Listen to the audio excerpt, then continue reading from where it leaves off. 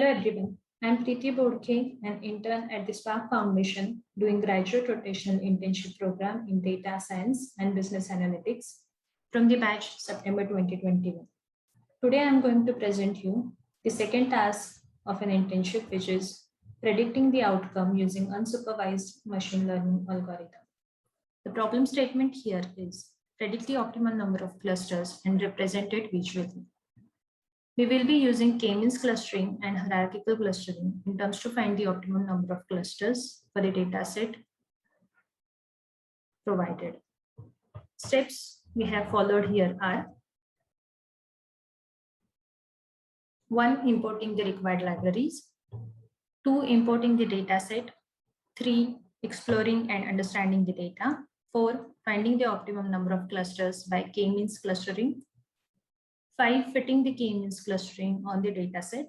6. Visualizing the clusters. 7. Finding the optimum number of clusters by other method, which is hierarchical clustering. And 8. Visualizing the clusters created by hierarchical clustering. In step 1, we have imported few libraries such as NumPy, Pandas, and for the visualization, Matplotlib. We have imported k-means from sklearn.clusters. We have also imported data sets from sklearn, and we have imported few warnings. Few libraries has been imported later also for the hierarchical clustering. In step 2, we have imported the data.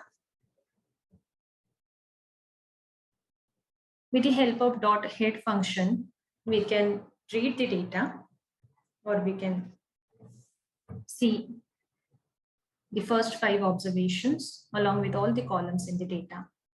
So here we can see there are around 6 columns in the data.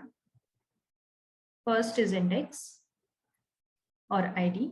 Second is sepal length in centimeter. Third is sepal width in centimeter. Fourth is petal length in centimeter. Fifth is petal width in centimeter. And the last, or a target variable, we can say, is species, where the data has been classified into the classes. So let's now explore or study the data. So we can get the detailed information about the data with the help of .info function. And the information says there are 150 entries in this data along with 6 columns. All the columns has non-null values. So there's no need to deal separately with the null values. The data type for every column has also been given over here. So the ID column has data type as integer. Sepal length column has data type as float. Sepal width column has data type as float. Then petal length has got data type as float. Petal width has also got the data type as float. And the only column, or the target column or variable, has got the data type as object. Let's check the classes in which this data has been classified. So we can see there are 3 classes the data has got classified, which are Iris setosa, Iris versicolor, and Iris virginica. Since it is asked us to classify the data into optimum number of clusters, we don't really require species column to form the clusters. Hence, we have dropped it using ilog function and saved the new data under iris_vf.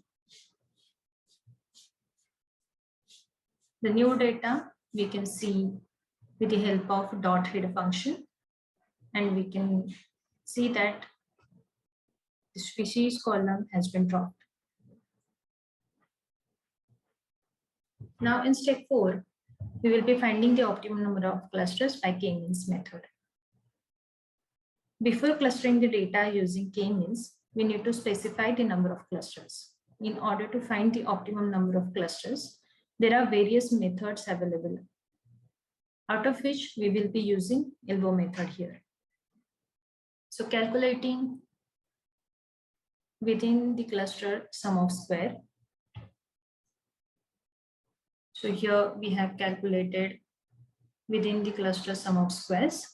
We have named it as WCSS.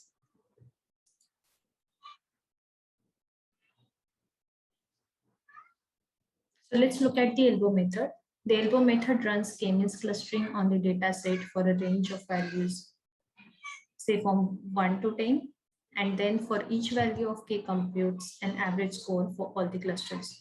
By default, the distortion score is computed. The sum of square distances from each point to its assigned center.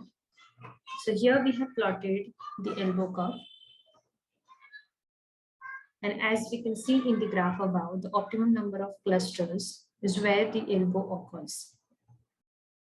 This is when the within cluster sum of squares doesn't decrease significantly with every iteration. So we can see after 3, the curve is getting almost constant. And looking at it, we understand that the optimum number of clusters are 3 here. Now let's fit the k-means clustering on the data set.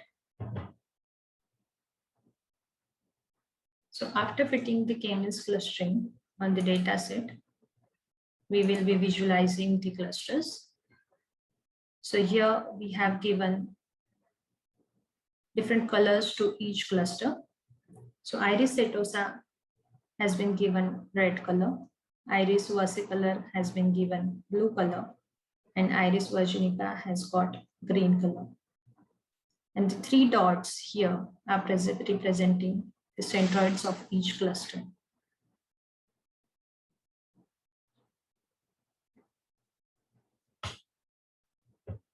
Now, with the k-means clustering, we got the result that it is forming optimum number of clusters as 3.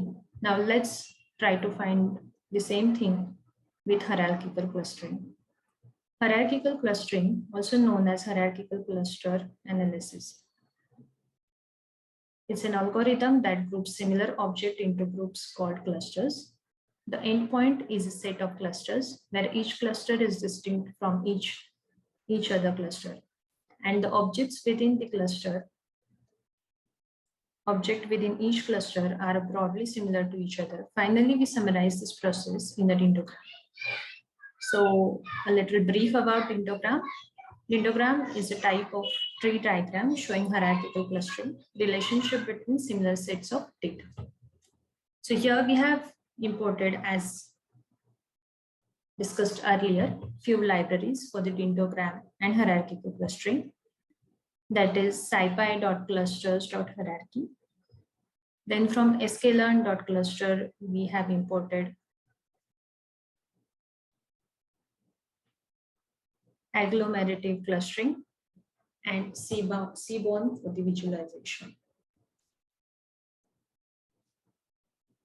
So with the help of sch.dendrogram function, we have plotted a dendrogram here.